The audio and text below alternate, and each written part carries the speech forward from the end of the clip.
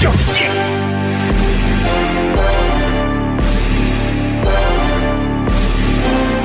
Need a horn and a drum roll.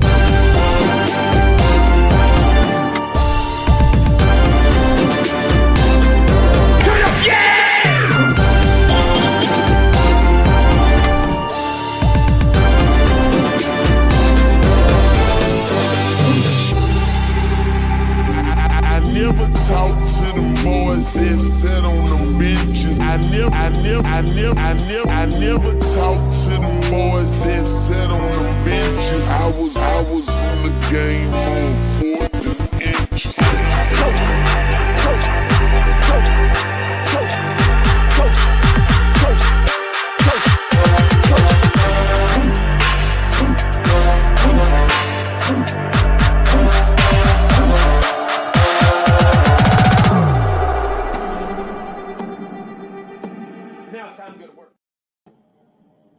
I never talk to them boys that sit on them benches. I was in the game on 4th and inches. What is going on, everybody? It's your boy POLK, a.k.a. a.k.a. the goddamn truth. And I want to preview this spring game, y'all. Well, I want to preview the entire spring. When I say preview the spring, we're going to look at the depth chart. We're going to look at potential position battles.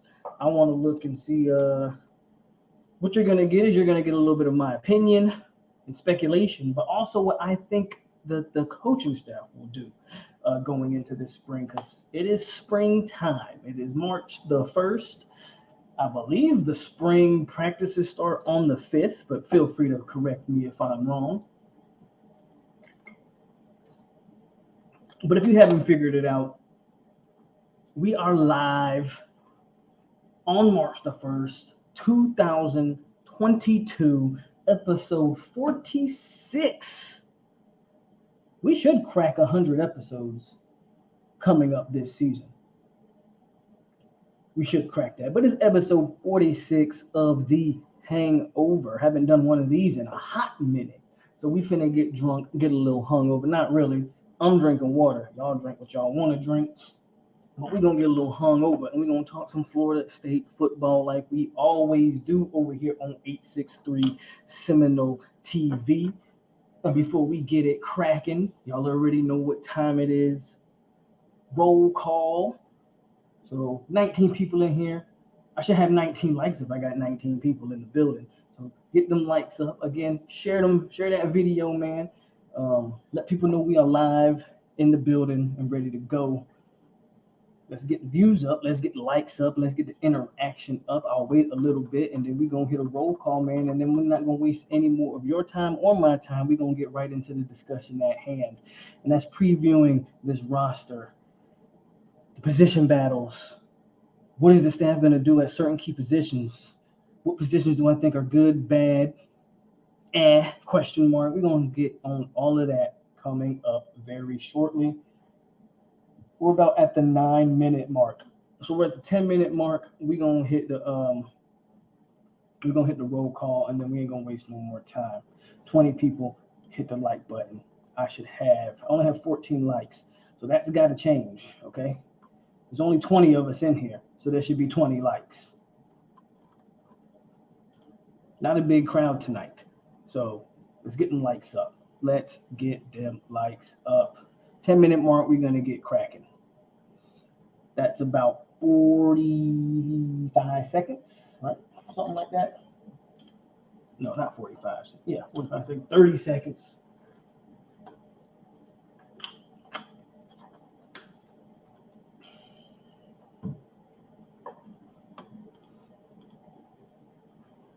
$17 likes. Okay, we're getting up there.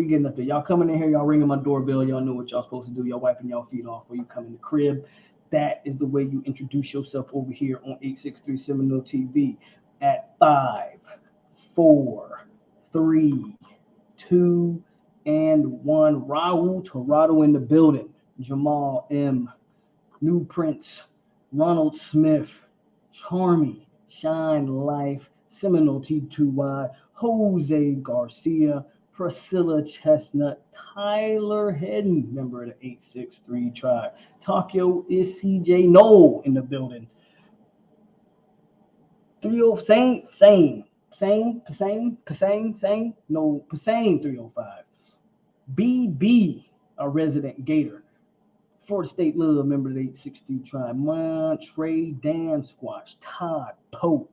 Serve 5, member of the 863 tribe.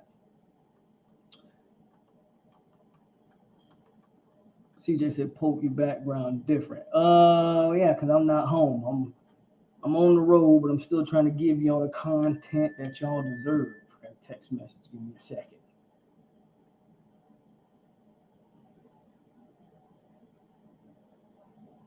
Oh, look at that. Look at that. Let me put my phone on silent so we ain't got to worry about that no more. But anyway, let's get to it, man. Seems like, anyways, Seminole T21 says smash the like button. But let's not waste any more time. If you come in late and you miss it, then you just gonna have to miss it. But I'm gonna get this here up on the screen so y'all can see. In fact, let me make sure it's ready. Nope, it's not ready. We're gonna start with the offense.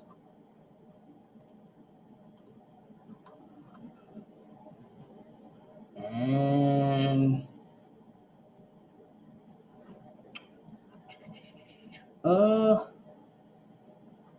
let's make it big. Y'all don't need to see my face for this. There we go. Let's move that out the way. Let's move that out the way. And there you go.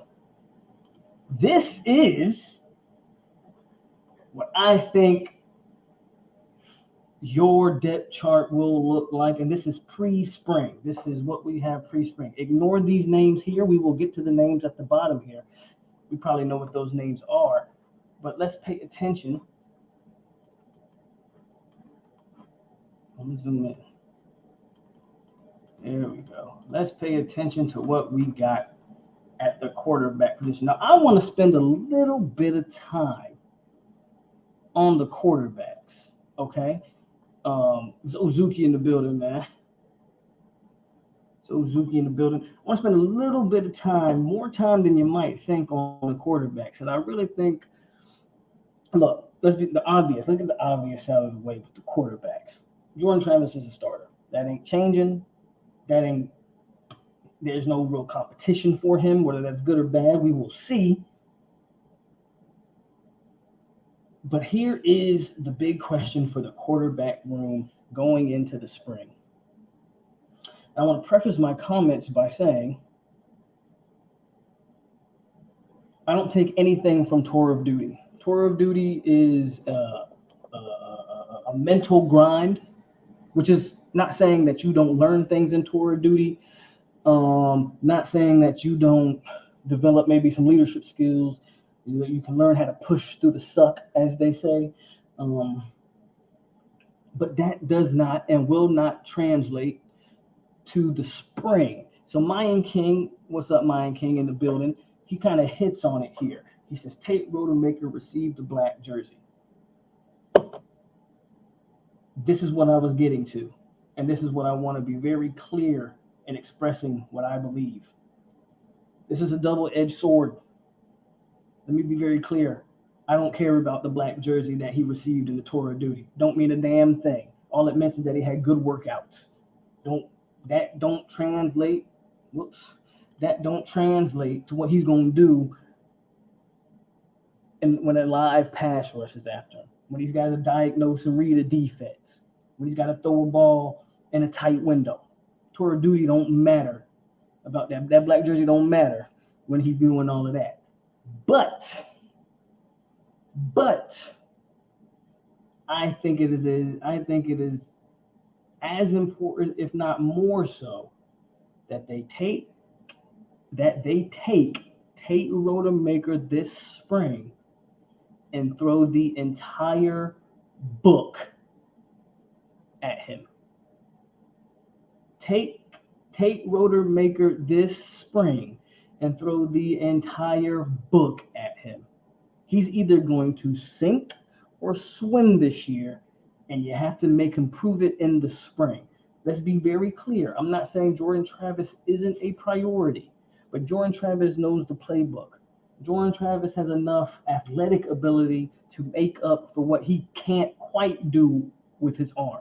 Travis can't make all the throws, but he can make enough throws at the collegiate level to be successful, and his legs make up for the throws that he can't make. I believe that. I believe he knows the defense. I believe he knows the offense. And I believe Jordan Travis has simply lacked confidence. That I think he will have a level of confidence this year, not having to look over his shoulder, not having to worry about does this team, does this coaching staff, do these people believe in me? So with all that said, it's time to mold Tate Rodemaker into a legit backup. Because if you don't,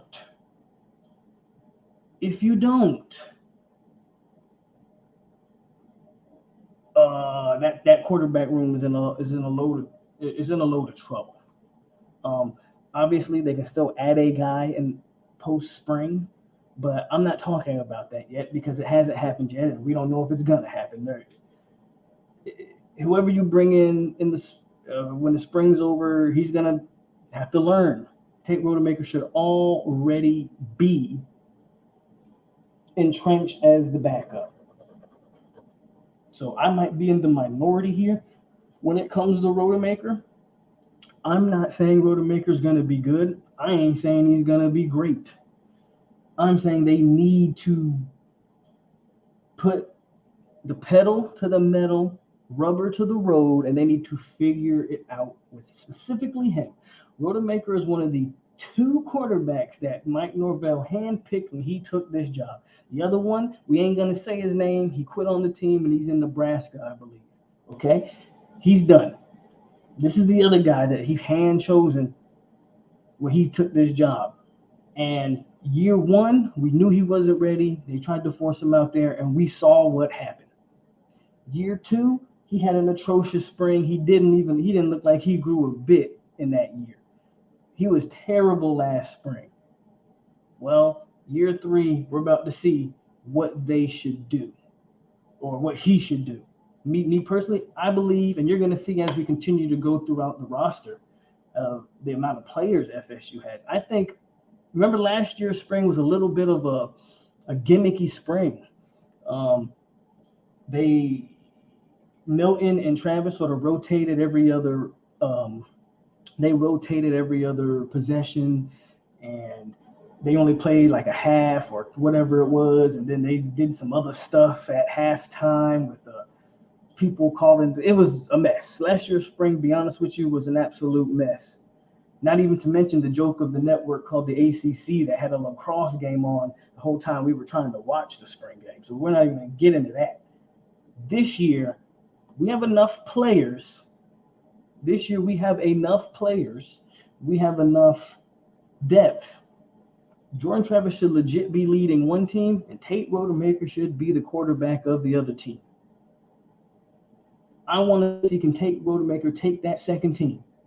Can he take a second team and lead it against the first team, and can he have some success? I ain't saying if he can beat him, hey, but give me a legit Garnet versus White, and give me legit Jordan Travis playing every down for the Garnets and Tate Rodemaker playing every down for the White, and give me a legit head-to-head 1 versus 2 matchup.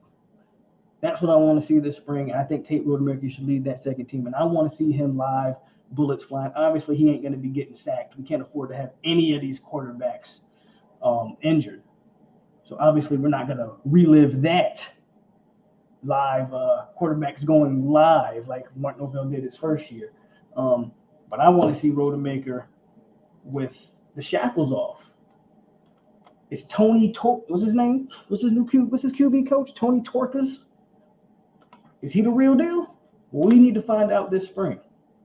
Tate Rodemaker's had 2 years to learn this offense, develop, and gain his confidence. I believe for Tate Rodemaker, it's all a head thing. That's what I believe. I believe it's all in his head. I've watched this man throw the ball. He's got probably the livest arm on the team. It's all in his head. It's all in his confidence. They can fix that. Maybe we have something successful. As you can see, from my opinion, Tate Rodemaker will be the story of this offseason. Not so much Jordan Travis. We know what we're getting in Jordan Travis, in my opinion. Tate Rodemaker will be the story. And A.J. Duffy, I'm going to say it here. I'm going to say it now. If we see A.J. Duffy in the fall, this season isn't going how we think it should go, guys. Let's just face the facts. If at any time in the fall we see A.J. Duffy, we're probably having a terrible season. So that's just the facts of the matter. So that's my quarterback diagnosis as of right now. Let's see what y'all saying in the comment section here. See what y'all got for me in the comments. Zoe says, man, that QB room should have 5 to 6 guys. That's a lot. That's, 5 or 6 scholarship quarterbacks on one team is a lot especially in today's college ball. I don't think you can name any big program with 5 or 6 scholarship quarterbacks. Guys transfer for a reason. 3 is actually the 3 isn't a bad number if you're being honest. You probably want 3 and a freshman. 4 is probably the ideal number. 3 is not a bad number. The problem is our 3. 3 is not a bad number. The problem is the 3 we got. We got, a true freshman and a sophomore who we just have no confidence in. Tate Rodemaker received a black jersey. Yeah, again, it means nothing going forward. But good for him for really doing his thing in the tour of duty. Tate a practice player, not a game player. Jordan Travis' decision making needs to take a step. Everybody been talking about Tate for a long time. He always has been a long-term project. I agree with that. We're gonna look up one day and he's gonna be slinging it. Okay, I want to see it this spring. I think this is the spring to prove that.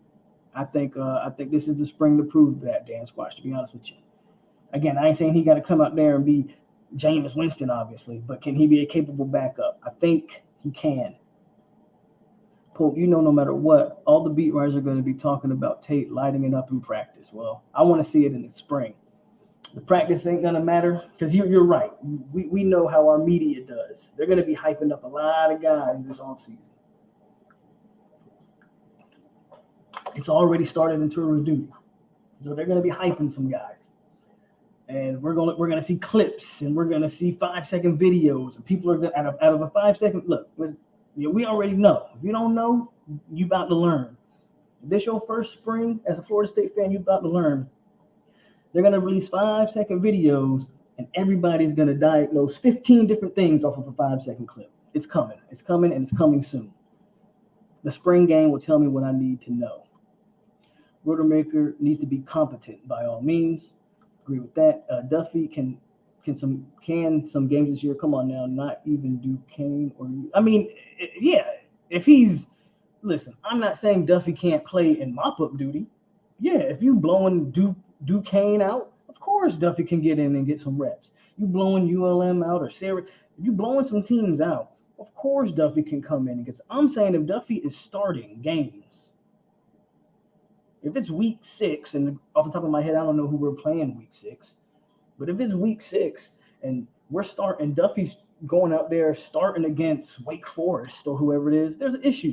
There is an issue, meaning some injuries happened and Rodemaker wasn't what he was gassed up to be. Dan Squash says 3 isn't a bad number unless your number 1 misses time and takes hits. So let's get back to the roster. Let's get to this running backs.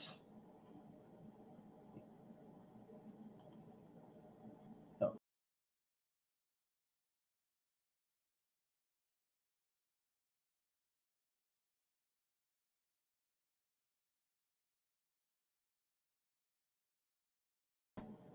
Hold on. Let me get this back up there. Hold on.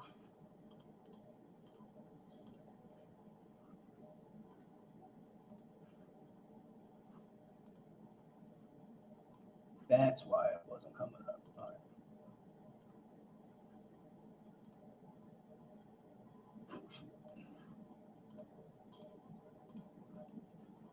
All right, we're back. Next up, man, as you see, is the running backs. Trayshawn Ward's going to be your starter, man. Trayshawn Ward's going to be your starter. I believe Lawrence Toafili will be. Now, remember, I didn't do this on this little Excel quick thing I did. But FSU on their depth chart, they usually do a QB, they usually do a running back and tailback. I didn't do that.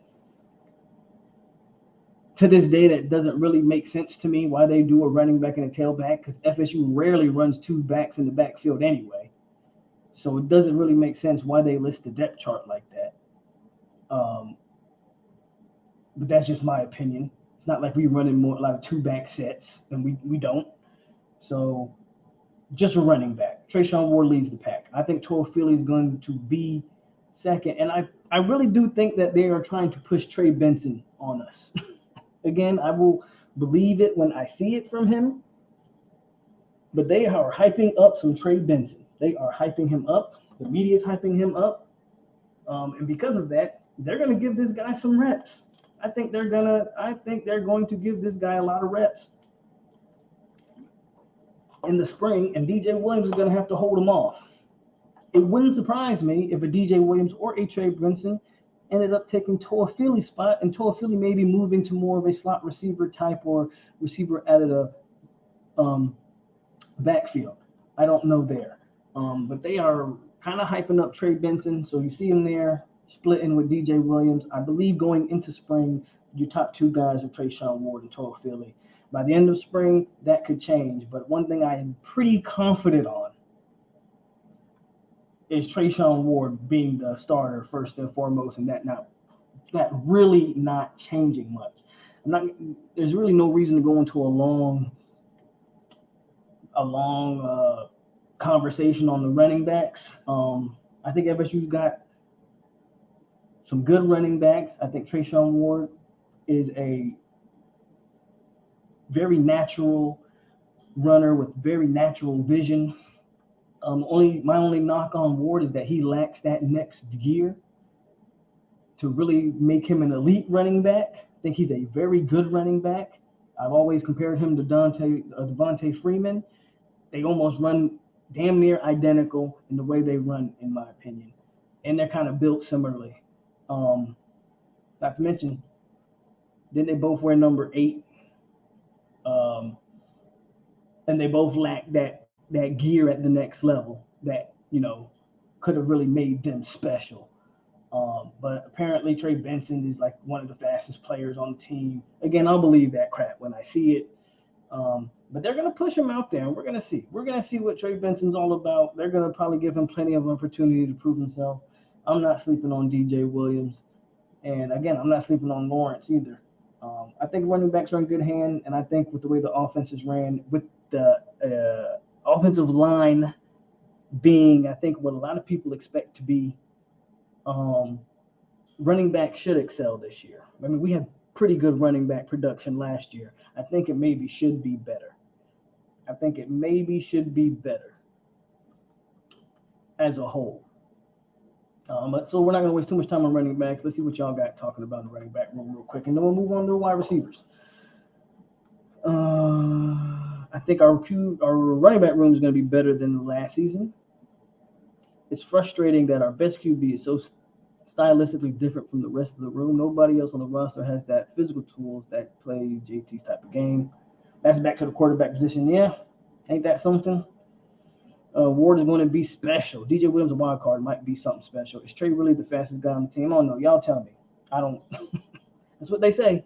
Campbell is going to get that scholarship. Mark my words. Campbell is a guy that maybe could factor into the running back room. I did not put him on this at all because he's not a scholarship player, and I only accounted for guys on scholarship.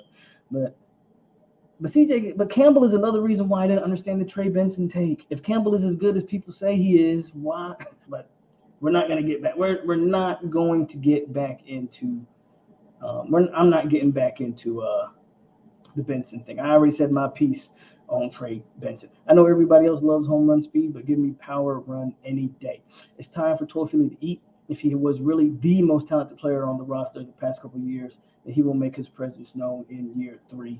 And Island Boy in the building, what is going on? Okay, let's go to the receivers. Let's scroll over to the receivers. And I'm going to zoom out a little bit so we can get all the receivers. Here's where I think some people might disagree with me on how I got this receiver, because I gave this receiver room a little bit of thought here. And I've said all along, man, Malik McClain's my number one guy. He's just big. He's fast. I mean, he's a wide receiver. He's wide receiver one. As you can see, I got Ontario Wilson on here more than any wide receiver. And that might surprise some people because a lot of people think I don't like Pookie Wilson or Pokey Wilson. On the contrary, I've always said he's just not a number one guy. You can't rely on him as a number one guy. He's not a number one guy. But if you can get him into mismatches, Pookie can do some things. And you see, I have him starting in the slot, but I think in certain packages, you may line him up at wide receiver one. You may line him up on the opposite side in the slot. I think Ontario Wilson is going to be a guy that they move all over the field. I think Ontario Wilson is a guy that the coaching staff likes. He has shown ability. I've said it all along, man. Pokey has plays. I mean, go watch the Florida game. The Florida game, he has a crazy one-handed catch. That same game, ridiculous muff punt that maybe was the one play that probably cost us that game. And in other games, he has games where drop passes, just how do you drop it? Just pass right in his hand, drop it, great catches. He's the most inconsistent guy, but he's also one of the guys that I think that he can be used in some mismatch opportunities. He has good speed. He has solid route running. And when he's not being counted on as the number one guy, I think Pokey Wilson can be effective. Wide receiver number 2 on the opposite side of McClain, it's got to be Winston Wright. I thought about putting Winston Wright as one. My thing with Winston Wright is Malik McClain poses all kind of matchup nightmares. And that's the reason why I put Ontario Wilson. And then Johnny Wilson, I think when you take Malik McClain out the game, I think Johnny Wilson is the guy you bring in. Talk about matchup nightmares. Yeah, no one's matching up with 6'7", 230, whatever. Then Winston Wright, electric, speed, all that stuff in space. Already talked about Ontario Wilson. And then Micah Pittman at certain times will also be able to line up at that second receiver spot. Slot, again, slot is where I think Ontario Wilson can do his most damage. Slot is where Ontario Wilson, I think, can do his most damage. I think starting spring, he'll actually probably get the start there. Him or Pittman. As we know, I'm a big fan of Ja'Kai Douglas. I really think Ja'Kai Douglas and Micah Pittman are almost identical in skill set. Ja'Kai can learn a lot from Micah Pittman this year and then take the reins next year. And then I got to throw Keyshawn Helton on there because, again, another veteran player. He is a slot receiver. He fits the slot mold. And I don't think they're just going to discard Keyshawn Helton like that. Now, I see a bunch of people in the comment asking about all these other players. So, real quick. Down here are guys that are scholarship players but didn't make the 2 to 3 deep roster up top. So since we're here, let's just address Burrell and who's the other guy that Deuce. Let me scroll back up. Okay. Burrell's coming off of an injury. I don't think, again, this is nothing to do with what we're going to see in the fall. But let's be realistic with Burrell. Burrell's coming off of an injury. I don't think they're going to throw Joshua Burrell. They're not going to throw him out there right now. He's still coming off his injury. He's still working his way back. There's no need to rush him. He didn't play a lick last year. You can't come in and tell me that you're going to – I mean, I don't see it. And I like Burrell. I think he's a big physical receiver that can make some noise. but there's nothing he's done up until this point, especially coming off of an injury, that you can say he's over Malik McClain or over Winston Wright or hell, even over Ontario Wilson. So with that said, Burrell's on the outside looking in. It doesn't mean he's going to end up like that in the fall. But Marcus Lewis said it perfectly. Just because the guy can squat 600 pounds don't mean he can do anything on the field yet. He's got to show it. He's got to prove it. He ain't done nothing yet. Squatting 600 pounds is awesome. But that don't mean he can still run his routes. That don't mean he can make cuts. Like there's a lot that goes into that. Burrell's got some work to do, and that's fine. It doesn't. You don't need to be number one going into the spring. We'll see what he is going into the fall and coming out of the fall. But as of right now, Burrell's on the outside looking in. And Deuce Spann is a guy who I think has a lot of, from what you hear, he's twitchy. He has a lot of ability. Deuce Spann may very well, by the end of the spring, be on this list. We're going to do a post-spring depth chart as well. As of right now, Deuce Spann's on the outside looking in because I think Deuce Spann is a little bit more of a project. He's a guy who has only played a handful of games as receiver, was a former quarterback, has 5 catches in his entire career. It's hard for me to, again, put Deuce Spann over any one of those other guys. But if I had to put Deuce Spann in there, I would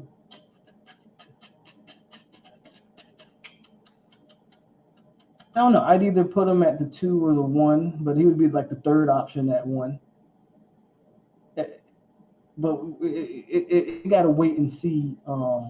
We just got to wait and see what Deuce Spann does again in the spring. Deuce Spann's got a lot to prove too. So I know we can agree to disagree on a lot of these guys, but the guys I feel like I left out, I feel like they haven't proven anything over the guys that I put in there.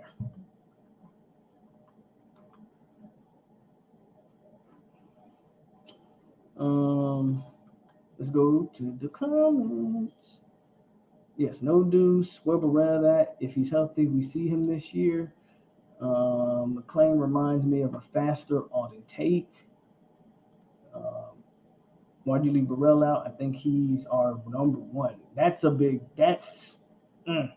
You think Joshua Burrell's our number 1 guy?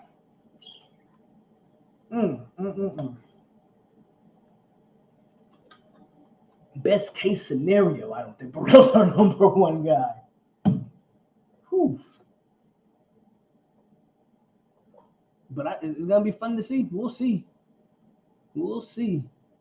Spann kind of remind me of George Campbell. Similar builds. We'll see, though.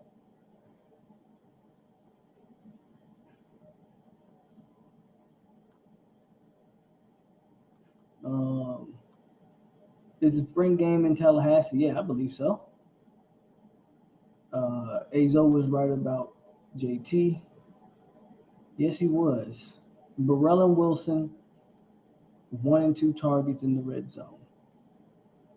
Definitely, I would agree with that. Again, Burrell, he's a big physical. He's physical, right? I think Burrell's going to be muscling dudes, and of course Wilson's 6'7", so I'm with you there. All right. If anybody else ain't got nothing else on these receivers, I agree with that. Like, then you look at, let me bring it back up real quick. I mean, then you look at the number of guys that we left off of the depth chart. Jordan Young, Portier, Deuce Spann, Williamson, Joshua Burrell. Like, we literally left 1, 2, 3, 4, 5 receivers off of the depth chart. You're like, out of all of these guys, somebody has to emerge as the number 1 guy, as a legit target. They've got the numbers. Let's just see what happens.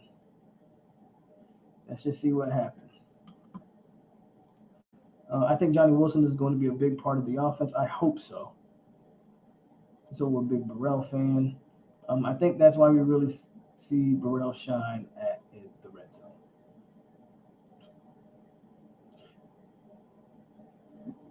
Barella's going to. He ain't Debo. Oh my God. Well, so I don't know, man. You just lost me on Debo Samuel's thing, but we'll see. We'll see. I mean, Malik's my number one. That's what he is there. But we'll see. Come on. Now everybody's favorite position. Good old tight end, baby. We've got a million of them. Who's going to emerge this year as the top dog in the tight end room?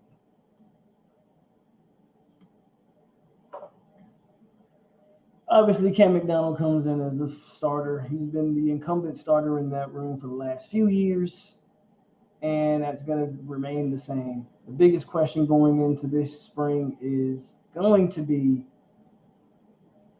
who replaces what's the name? Who's the name of the guy that we like? Jordan Wilson. Who replaces Jordan Wilson? Who replaces Jordan Wilson? And your guys' guess is as good as mine. As you see, Cam McDonald's the only guy cemented in, man. The second guy could be Preston Daniels. It could be Wild Rector. It could be Marcus and Douglas. Bro, I don't have an answer for you at tight end, and I really don't even want to waste a lot of time talking about tight end. If we're being honest, it's Cam McDonald and then everybody else. Take it for what it's worth. You guys can debate the tight end room. I'm not even going to get into it. Whoever emerges, good luck to them. I don't even have an opinion on it. I'm not even going to lie. Let's just move right over to left tackle unless anybody wants to talk about tight ends. I don't even want to talk about it. I don't even want to talk about it. Are we really going to see Kobe Gross do something this year?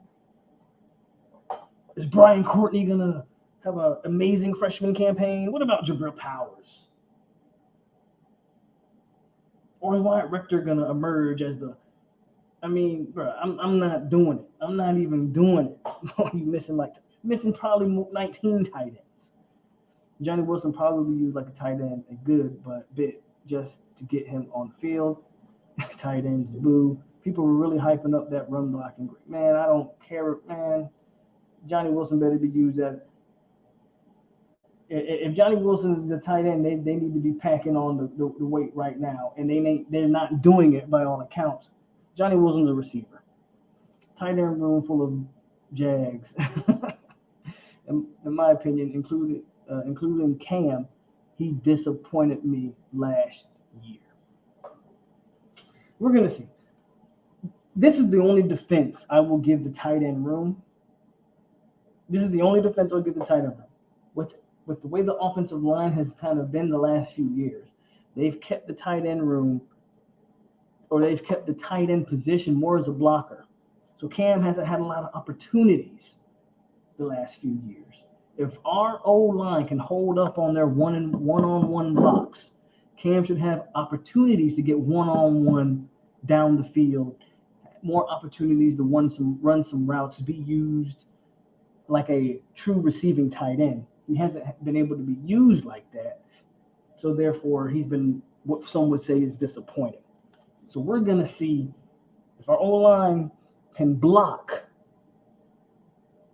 consistently, maybe our tight ends can be used in the passing game consistently. It's the only defense I'll give the tight end room. Other than that, I don't care much about that tight end room, man. I'm not even going to lie to you. Let's scroll over to this offensive line, because this is the unit on the team, probably the entire team, that I'm most excited about. And as you can see, there's the whole O-line room right there. And I think the starters are pretty much cemented at this point. Robert Scott, Dylan Gibbons, Caden Lyles. I went back and forth, and I think they want to get a little bit more athletic at the guard position, and Darius Washington will do that for them. He's a guy, Darius Washington's going to be a guy they're going to be able to pull on those plays that they used to do when they used to pull the guard with Love Taylor. That play that they did against Notre Dame, first game, that Corbin took to the house. You pull the guard gets the block. You guys know the play I'm talking about. Anyway, I think that's how they're going to want to use Darius Washington. And I do believe Les Harris will be on this starting unit. I hear he looks fairly good as far as his movement goes in tour of duty. Again, we'll see what happens in the spring when the pads get thumping. But I think Bless Harris is going to be in the mix. And then that second unit, okay, this is the second unit that I think should be blocking for Tate Rodemaker in the spring game. Lloyd.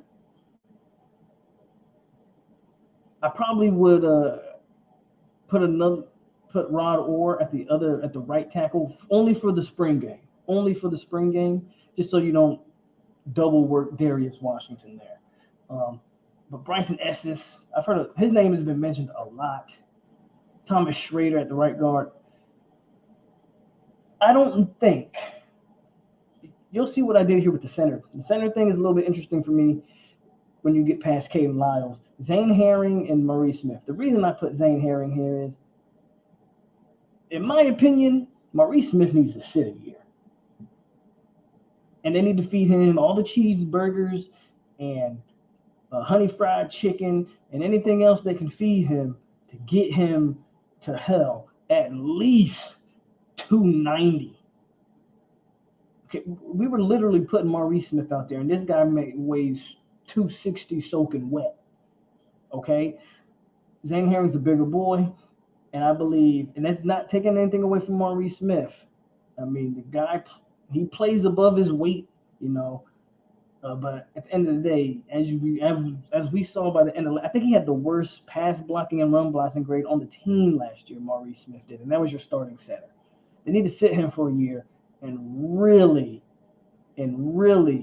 get him bulked up if you can. So I put Zane Herring there, and Schrader was a guy who they were really had a lot of high promise for before he got his injury last year. So we'll see how Thomas Schrader bounces back.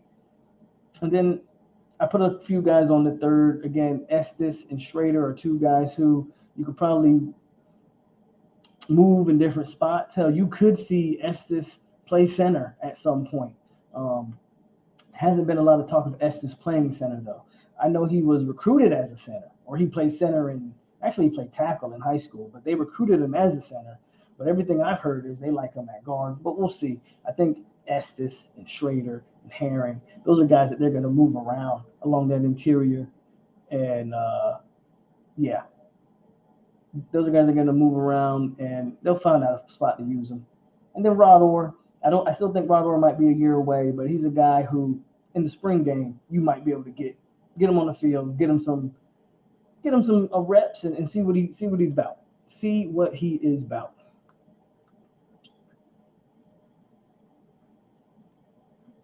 O-line can be solid. They're healthy.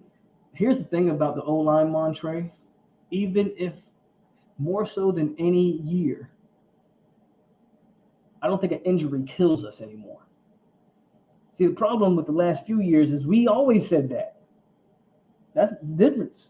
We always said that. Last year we said that. The year before that, if the starting unit is healthy, we all right. And what happened every year? Injuries. And then the guys that we were bringing off the bench, your Brady Scotts and them guys, they just Bavions and these guys, they couldn't hold up. I honestly believe this year that is not the case. I think we can have an injury and not have the entire offensive line fall apart. So that's my opinion on the O-line. I think that's the biggest thing on the O-line is that there's actually depth. And the bottom doesn't fall out if somebody does go down. Marcus says they listed him as 275. I'm telling you that dude wasn't 275. I'm promising you that dude wasn't 275. They list him at 275. They also used to list Keyshawn Helton at 220. Keyshawn Helton ain't never weighed 200 pounds in his life. But I remember they were saying Keyshawn Helton was 220. They can list him at what they want. Mo Smith is 260 on a good day. I would have liked to see Bless at the left tackle spot. I like Robert Scott at the left tackle spot. His glasses aren't thick enough. You gotta remember, Robert Scott last year was playing hurt, and he still played fairly well. I think he was your second or third highest rated guy. Dylan Gibbons was your highest. Darius actually might have been the second, and Robert Scott was third. He played on a bum foot last year, and he still was good enough. I think Robert Scott's fine. We can afford a couple injuries. Second team is a step down, but not as dramatic as last year. Armelia might get some playing time his freshman year. I hope not. I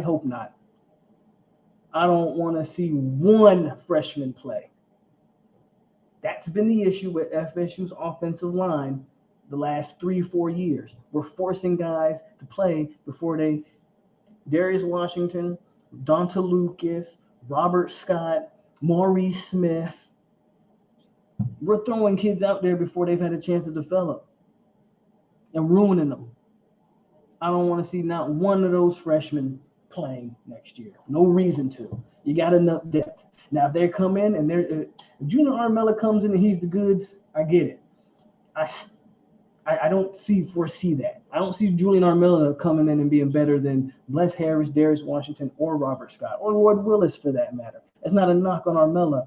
He just ain't been in a college weight program long enough to be as strong as those guys.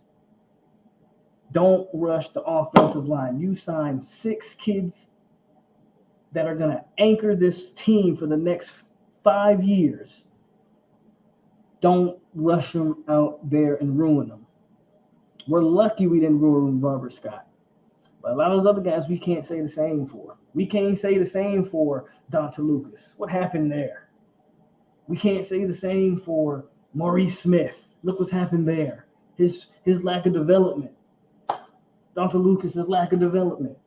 Robert Scott, he ended up being good, but we were forced to play him too early.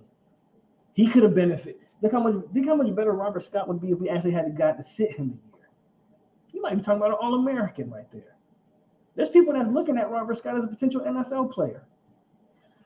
Same thing with Darius Washington, man. I don't want to see one freshman on the offensive line this year. No reason to. Everyone on that 2 deep has been in the program a while and developing under Atkins and Josh Storms. Don't forget that guy, Tyler.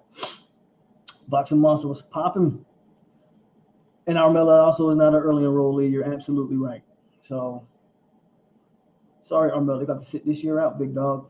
That don't mean you ain't the future. But this year, you just have to sit out. No need to rush him. I agree. I don't want to see any freshmen on the line. I'm okay with grabbing a tight end to fill in for Ender O-lineman. Play all the frosh. Let's get it. Man, stop.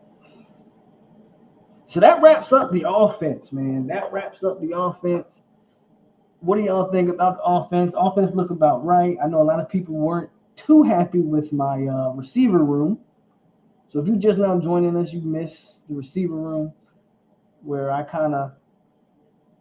I'll scroll back over here real quick before we move to the defense. But that was my receiver room right there. And as you can see, no Deuce Spann, no Joshua Burrell. That kind of had people up in arms, I guess you could say.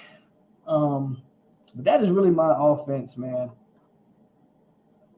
R. Davis says, Evan Neal chose Bama over us to say this. Donta Lucas should have took the same route. He came to a program in shambles. That's my offense. Unless anybody got anything else to say on the offense, we're going to move to defense here real quick. But before we do that, let's cover who didn't make the offensive depth chart. Let's cover that real quick. Here are the names that didn't make it.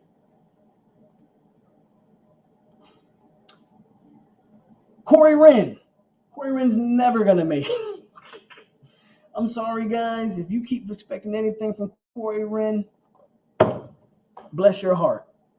Bless your little heart. Corey Wren did not make it. Rodney Hill, early enrollee, a little bit too early. I don't think he's better than any of those running backs we listed before him. That doesn't mean Rodney Hill. No, he's going to use this year to develop. So that's cool with Rodney. I don't think there's not a lot of expectation on Rodney Hill. Jordan Young, that's another guy. I'm surprised Jordan Young is still in the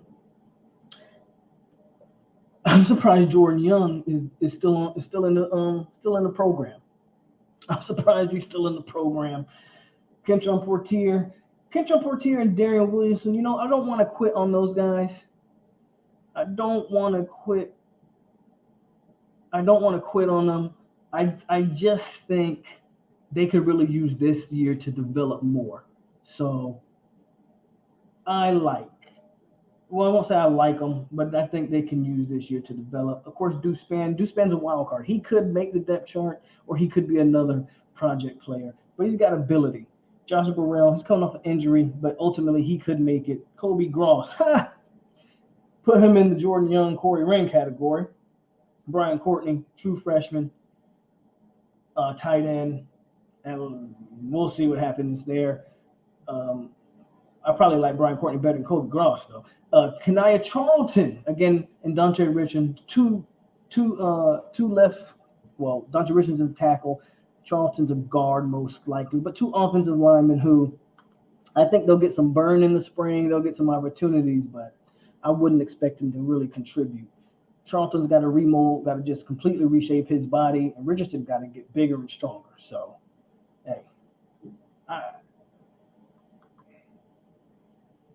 those are the guys that didn't make the depth chart here. Overall, Irv Gotti, what's up, man? Hey, remember the A62 Tribe? You said, yo, what up?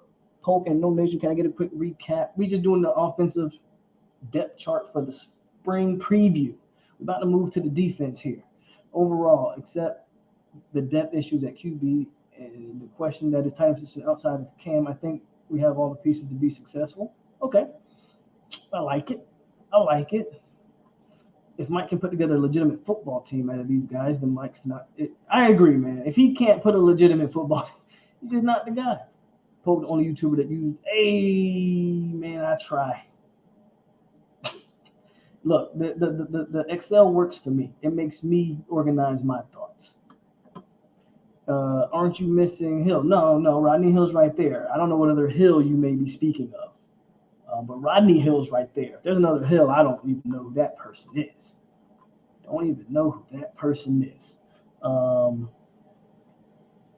Where's the myth, the legend? Who? Corey Wren's right there. I don't know who y'all talking about. I'm not even reading that comment from Boxing Monster. I'm sold that Jordan Young is scared to transfer because he has a girlfriend at FSU he doesn't want. Inside sources right there. What up, Peter? Jordan Young is just no-blooded. He going to graduate. No, that's good to hear. And I'm not even reading that comment, Tyler. We're going to move on to this defense because people are pressing that button that we aren't going to – the name that will not be spoken. People continue to try to push that button. And here we go. Defense. Let's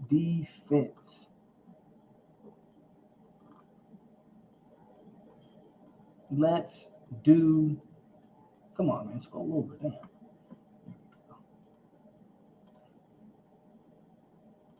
Let's do this defense, baby. And I already know people are going to talk about Jared Verse. They're going to talk about. Let's just start on the defensive line. So I'm not doing kickers, bro. We're not doing any special teams today. I'm not wasting the time on the special teams. We are going to talk about these defensive ends, these D tackles, and these backers in the secondary, though. So I got McClendon starting off the spring opposite of Dennis Briggs. I think Dennis Briggs goes into that Keir Thomas mold. They're similarly built, damn near the same size. I think Briggs brings that. I think Briggs ends up being in the Fox, that Keir Thomas role, which is the position that he did all last year. I think McClendon starts out.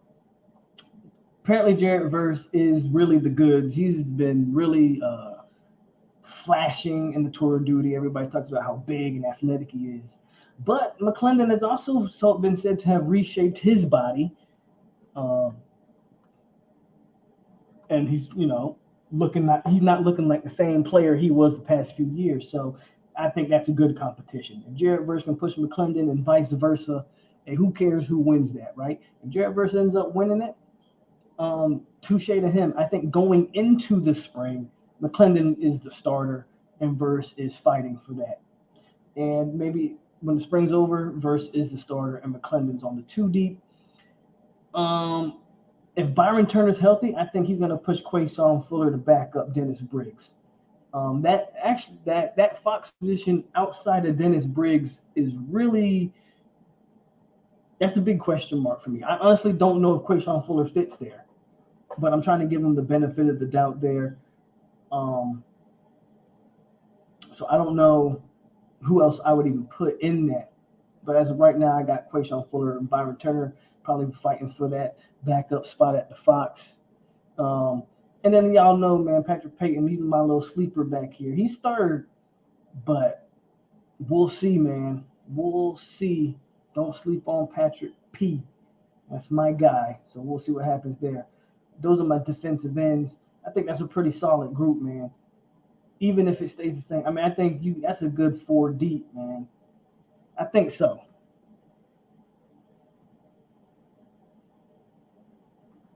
Let's see. It's Joshua. We'll get to the D tackles. What up, Peter? Verse is going to be the starter game on. He may very well be, but we're not to game 1 yet. We're in the spring, and I think McClendon starts the spring off.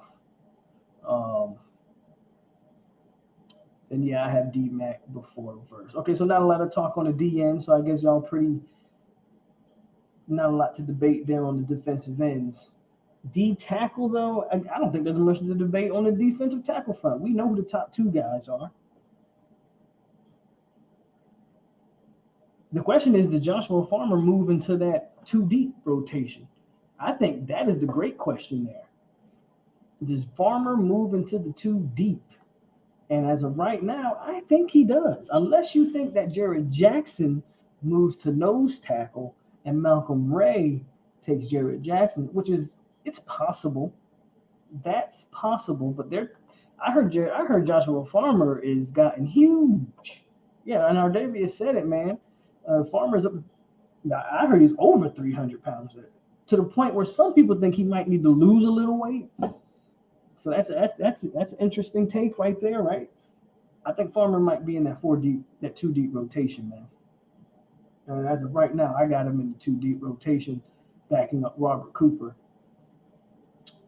And I think Jared Jackson and Malcolm Ray could probably split time. I probably should have split them time in the second, because I think you pair Malcolm Ray up with if you pair Malcolm Ray up with Farmer, you can have some good stuff there in that defensive tackle group. I'm excited about that. I'm excited about the entire defensive line, guys. I'm not gonna lie to you. I know people are a little suspect that you don't lose Jermaine Johnson and Keir Thomas and expect to just completely replace them. But as a unit, I kind of like what we got.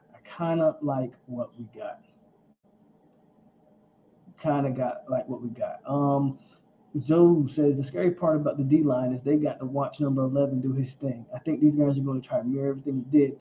This D-line is going to be scary. I'm with you, Zoe. I remember last year I told y'all his effect on the team was more than just his play. You bring a Keir Thomas, you bring a Jermaine Johnson, they got to see his work ethic. It's one thing to have Marvin, and I don't want to throw shots at Marv, but I'm going to just keep it real like I always do. It's one thing to have Marvin Wilson, who's supposed to be the guy, but the work ethic lacked and on-field production lacked, and then he goes undrafted. It's another thing to have your top guys on the D-line, Jermaine, be everything that they said Marvin Wilson wasn't. And not only did the on-field production mirror that, he's probably worked himself. Jermaine's going to be a first-round pick. I think they're projecting him to the Bucks. He might go before that. I mean, the dude had every chance and opportunity he's got. He's dominated, and they continue to doubt him. I can't wait till he goes to the combine and does it again. Give that man, he's a top 15 player in this draft, and they keep trying to push him out of the first round. Jermaine Johnson's effect is going to be everlasting, in my opinion, and these guys got to see that firsthand, and that's why McClendon has came in better shape than he's ever came in. You know what I'm saying? Like, that's what they said. McClendon's in the best shape he's been in since he's been at Florida State. There's a reason for that. He got to sit behind the guy and learn some things. That's why I'm not sleeping on McClendon. I'm glad that McClendon's stepping his game up, because that means Jarrett Verse got to work even harder. And if you can beat out McClendon, then I think Jarrett Verse deserves it. Whereas before, people were just penciling in Jarrett Verse like if he was the next coming, and I never believed it. If he can beat out McClendon, Jarrett Verse has my stamp of approval, because I think McClendon's coming in with the right mindset this year. Jay Hutch was good with you. Farmer's over 305. He will make a difference this year. I want to see Patrick Payne get some reps. I believe he will. Look at those names on the D-line. Ray is the third string. Yeah. There's nothing wrong with being the third. Bro, your defensive tackles get tired. You got to rotate them bodies. There's nothing wrong with Malcolm Ray being the third string guy. Hell, he was the third string guy last year. He was the third string guy last year. Until Dennis Briggs went down, then they bumped him up the rotation. So as far as I'm concerned, there's nothing wrong with Malcolm Ray being the third string guy. That doesn't mean he ain't gonna get no rep. Malcolm Ray will get burned before Bishop Thomas most likely. But your main rotation is going to be a combination of Lovett, Coop, Jarrett Jackson / Malcolm Ray, and Farmer, I believe. I think that's going to be your main rotation. And if they can get more out of Bishop Thomas, great, because that means you can continue to keep those guys fresh. If they can rotate all three of that, just because you're third string don't mean you don't get a lot of snaps, because they're going to be rotating defensive tackles, and you want to keep your defensive tackles fresh. So third string is not a bad thing. It is not a bad thing.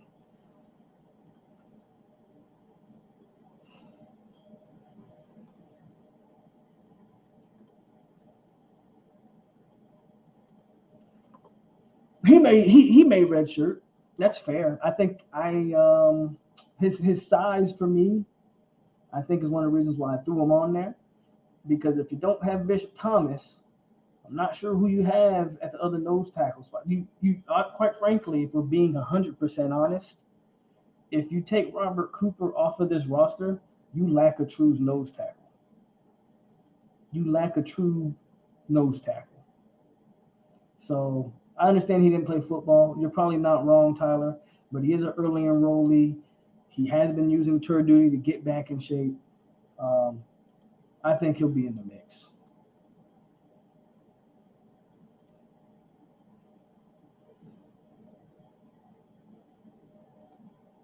All right. Y'all feeling that D-line, and I am feeling it too. I'm feeling it too. Here's the question mark for me. And so let's get to it. Let's get to the big question mark on the defense, right? The same way the tight end room is like, what the hell's going on? I kind of believe that about this linebacker room. Like, I'm not going to lie to you guys. I like the addition of Bethune, obviously, and I like the addition of Gant. I got Gant backing up Gainer, as you can see. Deloach, I think your three starters, Gainer, Deloach, Bethune. Then I got Gant ranking up Gainer. It was really hard for me to really figure out where to put Gant, because he's small. We'll see how big he is, but, you know, they listed him at 208 last year. We'll see if he can get up to 215-ish. One thing I know about Gant is he ain't scared to put his nose in there, get dirty. He ain't scared to hit, and he can at least run. So maybe he's in that Gainer mold. Obviously, Deloach. I put Green McKnight to back him up. Last night, Green McKnight was always on the two deep backing up Gainer, but we never once saw him. It's going to be interesting to see what he brings to the table this spring, and can Jadarius Green McKnight be a factor? Then I got Bethune starting, and then I think Lundy backs up Bethune, and then I put Steven Dixon there just because he's the workout warrior, and of course the tour of duty is where Steven Dix gets his shine on, because he looks like he was carved out of stone. However, when the pads come on, Steven Dix is about as mobile as a damn U-Haul truck.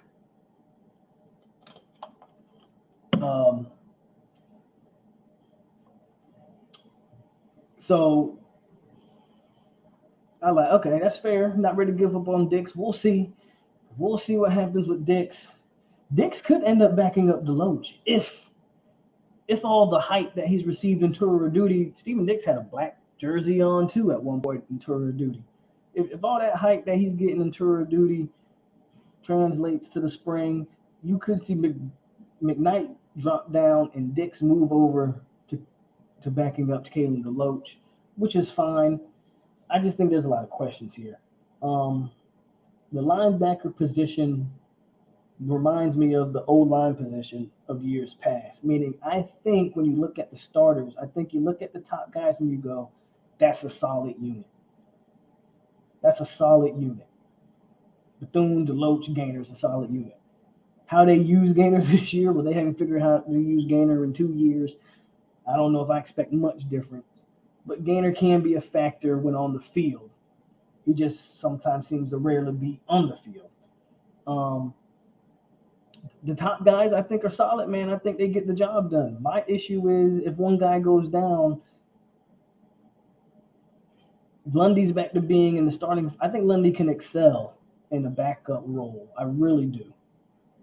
I do not think Lundy can be a starter because he puts your defense at a serious disadvantage.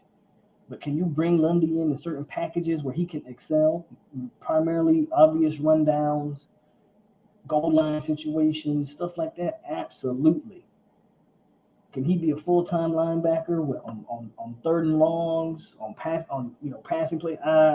We've seen Lundy get exploited over and over in those situations where I think Bethune can cover for that, right? Problem is if a guy goes down, do we like the depth here? Because we don't. I don't. I don't know what y'all feel. I do not love the depth at this linebacker spot at all. I think Lundy's a capable backup. I think Gant, I've been calling for Gant to move to backer, so I'm not against Brandon Gant, but again, he's still a question mark because we don't know how he plays the position. And then we have nothing we don't know. Green McKnight, we don't know if he's even a football player. We don't know. We know nothing about Green McKnight, and we saw Dix last year be absolutely terrible. So if a guy goes down, I think that linebacker room could take a huge hit. Gainer's position barely on the field. Shake my head. He's lost in the shuffle again. I'm not ready to give him a Dick. Lundy, D-Jack. I would probably agree with you, Ardavius. I would actually probably agree with that. I would actually agree with that. I agree that Deloach, not only can he, I think he should. I think he will. No knock on Bethune, who's the senior and the veteran of the group, but Loach is the most talented guy in that linebacker rotation, bar none. Not even close. Not even close. I think Loach will lead that room. Adam Fuller is about to be most improved coach of the year. Can Aaron Hester? I don't know. I gotta see him. I gotta see Aaron move in space. I don't know. And that could be a guy that they try a lot, but even so, that's another freshman. So we'll see. I think Omar Graham probably does redshirt. And like Zoe said, I agree. No depth at all, man. No depth at all in that backer room. That scares me. The guy goes down. Some people are really high on the linebackers. I don't see it. I don't know what they see that I don't see. And maybe they're right. And maybe they see something. I saw some people preview this linebacker room, and some people think the linebackers are the best unit on the team. I'm trying to ask, where do they see that at? Where the hell do they see linebacker at the best unit? Everybody's entitled to their opinion. I ain't knocking anybody, but holy cow. I don't see it. I don't see it. I hope he can get us to a top 35 defense. Yeah, he's a DN now, though, so. And they need to keep him off the field by all means. I wanted to get one more solid player out of the portal. If we can get another backer out of the portal, which should be the priority. Honestly, I know quarterback's a need. Offensive line, you can never hurt in those trenches. Hell, I wouldn't be mad if they brought another D tackle. But if you can find another backer, I think that would do wonders for the depth. Thanks, Marv. Say it again, bro. That's true, though. Good point from Boxing Monster. The better your D-line, the better your linebacker should be. However, there will be plays that your D-line won't get home. And the biggest issue of Florida State's linebackers have been our linebackers haven't been able to cover. So, there's that. Cortez Andrews, he is still on the team, I believe, but he was a walk-on. So I didn't include him on here because I don't believe Cortez Andrews is on scholarship. Somebody pressing that button again. When are they going to get the linebackers right? Linebackers aren't. I know they aren't, but there are some people who believe they are. To each their own. But when you look at those names, I don't know how you look at those names and go, oh, yeah, linebackers are the best unit on the defense. It's kind of wild. It's kind of wild to think that, but everybody's entitled to whatever. I really feel like Omar could hop any one of those guys outside. And you're right. You know what, Tyler? You're not wrong. But that's what I'm saying. The linebacker unit's kind of sad. Again, I think Lundy's the most capable backup. But Gant, again, I pushed for Gant to be a linebacker. So I'm saying this as a guy who wanted that Gant to make that move. But we still got to see what Gant is. We don't know anything about Gant, McKnight, and Dix has not been great. Dix has not been great. But we spent enough time, man. What's up, Noel Squad? Noel Squad second account. Shout out to Noel Squad in the second account. We spent enough time on these backers. Let's get to these corners. Let's get to these corners. Let's get the entire secondary, and then we can get out of here. And hit that like button, guys. Haven't had a huge crowd today, but we got 28 people. Hit the like button as we try to preview this spring roster. And actually, I skipped over the nickelbacks. Let me scroll back over. Actually, maybe let's zoom out. There we go. Zoom out. Damn. Nickel, Kevin Knowles. I think that's a given. Marion Cooper, all but locked up. Jamie, of course. He's the first team all ACC, best safety in the ACC last year. So he comes into this year as the best safety in the ACC. Akeem Dent really seemed to find his groove playing alongside Jamie. And I got Brownlee entering the spring as the starter because as of right now, I don't think there's another corner on the roster that's done more than Jarvis Brownlee. I'm hoping that changes by the end of the spring, mind you. But as of right now, that is your starting secondary. Kevin Knowles at nickel, Cooper at one corner, Jamie at one safety, Den at the other safety, and Jarvis Brownlee still at that other corner, unfortunately. But there is good news. As you can see, I got Isaiah Thomas backing up Brownlee.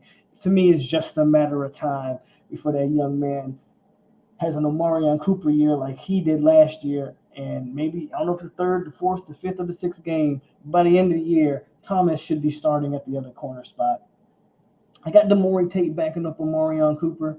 That's me really hoping that Demore Tate develops. I have no reason to honestly believe it, but this is my blind hope in Demore Tate. He's got too much ability, too much size, too much length to not be a factor on this defense. Sydney backing up Jamie. Ronaldo Green apparently is a fully 100% healthy. So him and McClellan, both of those guys, especially McClellan. McClellan wasn't awesome last year, but when they needed him, when his number was called, he was a very adequate backup at that safety position. So I like him to fight it out with Ronaldo Green. And then you got Shaheem Brown. He was able to get some reps last year. Sidney Williams hasn't really shown that he can stay healthy, so it wouldn't shock me if Shaheem Brown got some burn. And Travis Jay's still on here. I have a hard time seeing how you leave Travis Jay off of the roster completely. So I threw him in there as a third string corner. And Jerry Jones, I threw him in there because he's on the roster still, and I think they still like him, but I pray we don't see much of Jerry this year. And of course, Greedy Vance, I can't gloss over Greedy Vance. He will be the second nickel. If it was up to me, it would be Jarvis Brownlee and Kevin Knowles on that nickel. I would throw Greedy Vance backing up Azariah Thomas at that corner. I think Brownlee can play nickel. I think Brownlee would actually excel at nickel, but as of right now, man, that's what we got to say. At this secondary. And we got a new member. Shout out to Tyrone Oliver, a new member to the 863 tribe. My man, welcome to the family. Let's go. Clickety clank, clickety clank. The money goes into my piggy bank.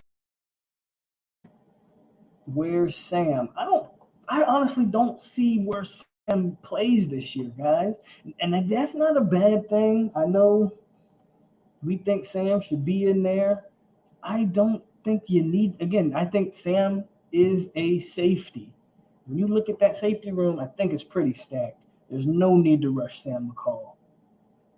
And if Sam comes in and takes a spot, more power to Sam McCall. But it's not a knock on Sam McCall's talent. I just think the safety room is pretty stacked.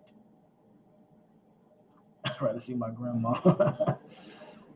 Gant will have the speed to cover space, but he needs to put on 10 to 15 pounds. Agree with you, Panama. I think I can run faster than Brownlee, and I'm 43. Secondary set, Jerry Jones. Shake my head. What's going on, Noble Squad? Feeling welcome. Happy Mardi Gras, New Orleans. Hey, that's what's up. Damn, what happened to Chambry? And Sam can develop. Chambry's on, so let's get it. Before we close it, get back on there. Before we close it out, let's look at the guys who didn't make the roster. And let's explain why they didn't make it. So Sam McCall, as I already mentioned, it's not a knock on Sam McCall's talent. It's just with Sam, that safety position is loaded, man. I don't think you need to rush him. There's nothing wrong with redshirting a guy. I do think Sam will contribute on. I didn't do special teams, but if you had to make me guess, I think Sam contributes on special teams to some degree. Not a knock on Sam. I think Sam's got all the potential and talent in the world, but sometimes you just gotta, sometimes it's not a bad thing to go into a loaded room and have the opportunity to develop. Hunter Washington, he's another guy, man, who I struggled with. I think Hunter Washington got some talent. I just don't know who he beats out. Could he beat out Jarvis Brownlee? Maybe. But I think Azariah Thomas is coming, and he's coming strong eventually.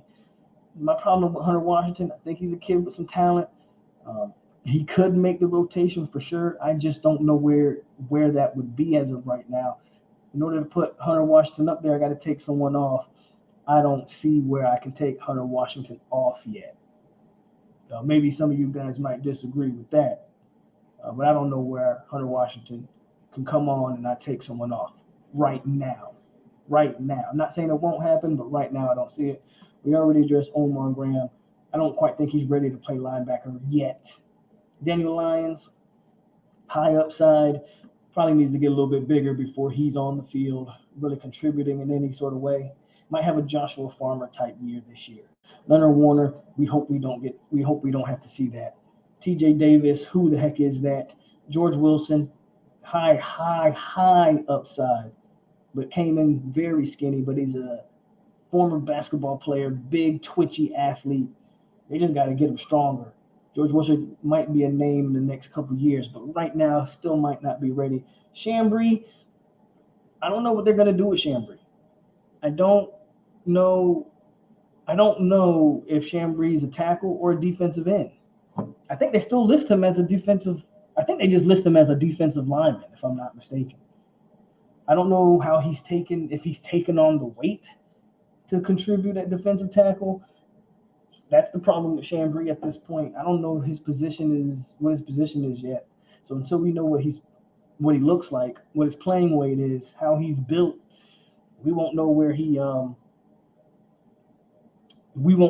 fits. They might be his body might be going into a metamorphosis, so we'll see there. Then Aaron Hester, another young guy, no need to rush him. If he's a backer, cool. If he's an end, cool. We don't quite know what he's gonna play yet, and we didn't put Dante Anderson on here because he ain't on scholarship. But if he was, he'd probably be on here as well. Safety room set. What up with Conor Washington? Yeah, I mean, we talked about Hunter for a little bit. I like him. Don't know who I take off and put him up there yet, but that could all change. And we probably should talk about our returners. They should take a step. We'll talk about returners another time, Tyler. Ultimately, I didn't do the returners. Didn't know how long I was going to go. We're reaching an hour 30, so we're reaching that time. But I really just wanted to hit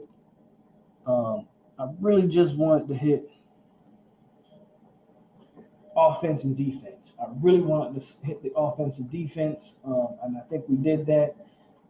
I think for the most part, man, I'm liking what we got going into the spring, and I'm liking the fact that when you go back and take a look at it, there's a few guys, especially on offense. Defense has a couple guys here and there, but especially on offense, there's guys who might not make the too deep, but they can still push, fight, and claw. We got some depth. We got guys fighting, and I like that, man. I like what we got going into the spring. Dylan Harris was going on. Wilson's a poor man's Brian Burns. We'll see. Built very similar, Marcus.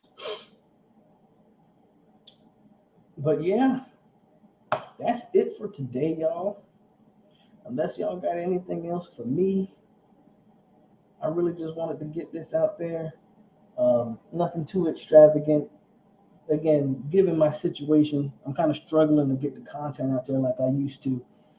But eventually we're going to get there. I will be live streaming during the spring game. So make sure y'all come and join me for that one. And we should be in a better atmosphere for that spring game too. So don't worry about this ugly room behind me. It'll be gone here shortly. But I'm just trying to get back in the groove after being out of the loop for a little bit.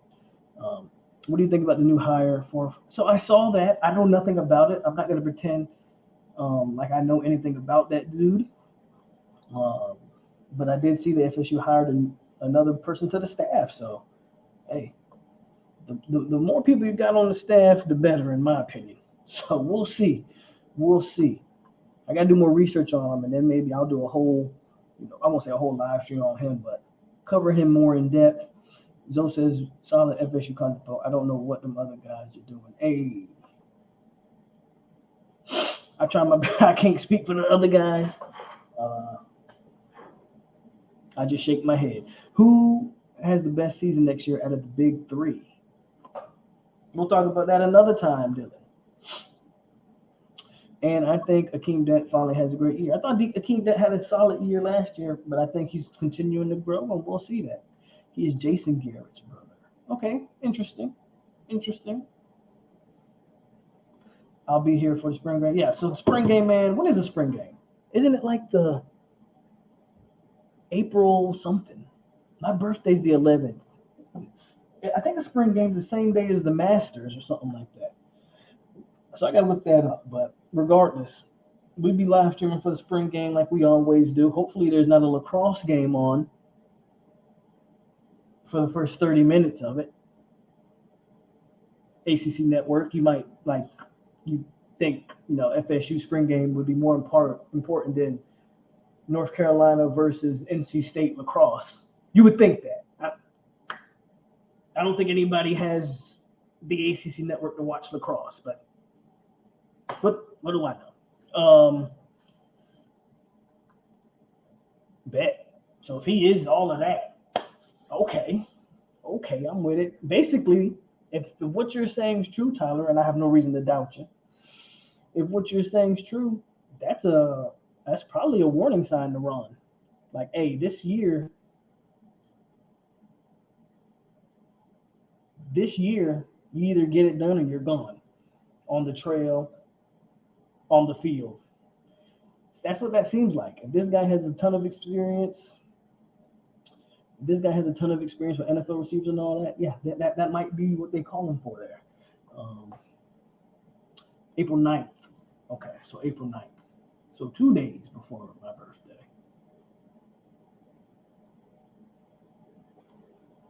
Hey, it might be Chris Thompson's backup if he was tight end coach too. That's a guy. Again, I said it before. Out of all the guys on our staff, that's the one guy that I don't quite get what he brings to the table, if I'm being honest. Anyway, guys, hit that like button on the way out. If you didn't hit that like button on the way in, it's your boy POLK over on 863 on TV. This was episode 46 of Hangover.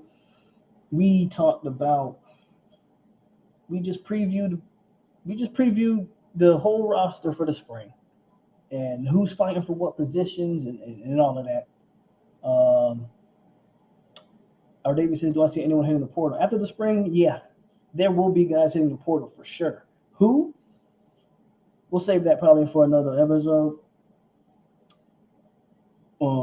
But guys will win and lose jobs, and some of those guys will leave.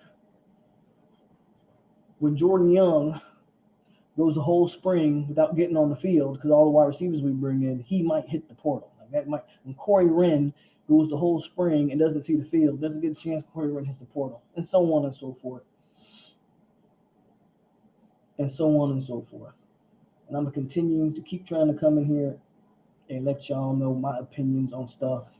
Again, schedule's always hectic with me, especially at this time now. But I ain't quitting on y'all as long as y'all don't quit on me. As always, stay classy, Seminoles. It's your boy POLK over here on 863 Seminole TV. And we got you. Have a good rest of your night. Go Noles. And who knows, man, I might be back on this thing by the end of the week. But y'all have a good night. Good show. Don't forget to hit the like button. Go Noles, and I'm out.